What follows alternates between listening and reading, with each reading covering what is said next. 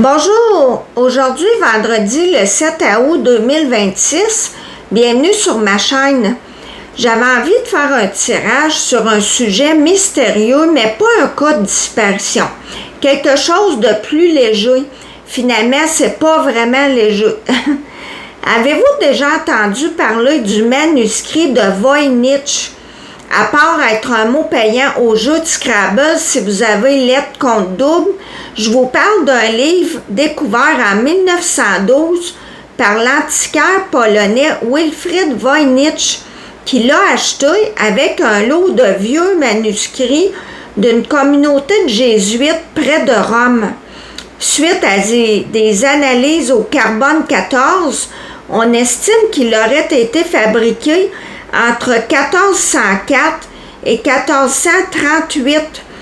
Semblable à un traité savant, il compte 234 pages remplies d'une écriture régulière et de centaines de dessins étranges, des plantes impossibles à identifier, des constellations énigmatiques, etc., sans compter qu'il est impossible de lire le texte dont on dit que l'alphabet n'est associé à aucune langue connue et le manuscrit reste à ce jour indéchiffrable, tant du côté des graphiques que de l'écriture, le mystère reste entier.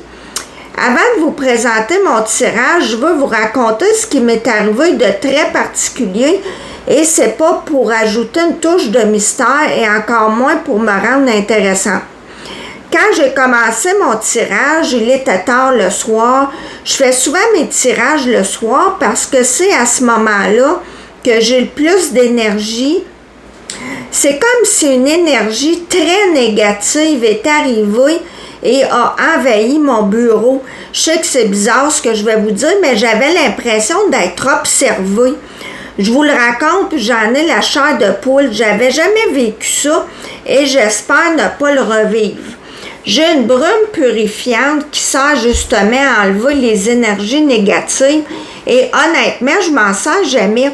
Mais quand j'ai fait ce tirage, j'en ai mis plusieurs fois, même si je fais toujours une prière avant chaque tirage pour me protéger et j'ai aussi des pierres. Mais là, je sentais que j'en avais pas trop de protection. Même si je sais que la noirceur est plus propice à cette ambiance, on n'a qu'à penser que des fois, on entend un petit bruit le soir ou la nuit et on sursaute alors que dans le jour, on ne ferait pas ça. On est plus nerveux, on dirait. Ce que je ressens, c'est de la sorcellerie, de, je sais pas comment dire, de haut niveau, là, vraiment. Et quand on y pense, pourquoi une personne aurait mis, je crois, une bonne centaine d'heures uniquement pour faire un canular? Parce que, je vous le rappelle, ce manuscrit fait environ 240 pages, écrit, j'ai envie de dire, en patte de mouche, des petits caractères et de très nombreuses illustrations.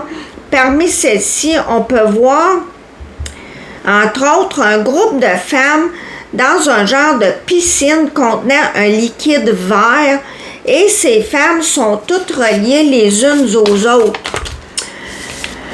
C'est spécial et de ce que je sais, il s'agit uniquement de femmes. Il a été dit également qu'il manque plusieurs pages ainsi que la couverture au complet.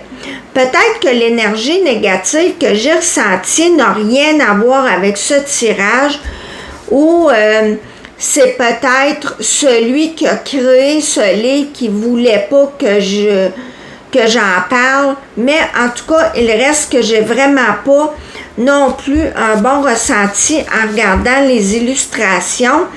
Ceci dit, je peux me tromper, évidemment.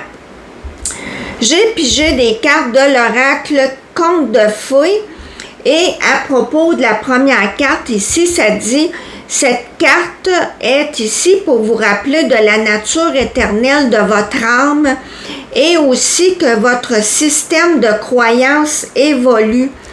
Dans la signification, il y a entre autres passer d'une foi à une autre, ce genre de message un peu, on va dire, spirituel. Et la deuxième carte parle des cadeaux de la vie. Dans les différentes significations, il y a l'assistance divine, travailler en dehors de la religion traditionnelle, les liens entre les humains et le monde féerique, ne ternis pas la lumière d'autrui. Donc, c'est ça.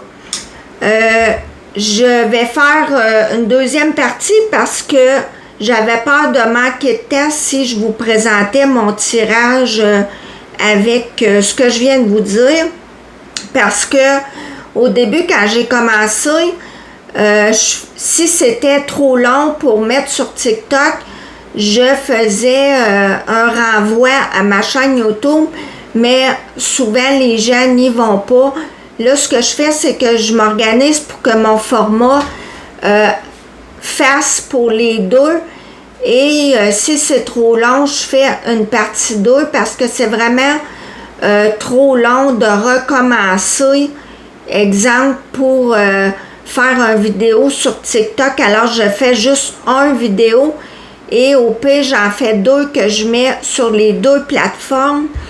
Et je suis présentement à travailler pour m'ouvrir un compte Patreon où il y a plus, on va dire, de liberté d'expression. Je sais que sur YouTube, peut-être TikTok aussi, en tout cas, il y a plein de choses qu'on ne peut pas dire, qu'on ne peut pas faire.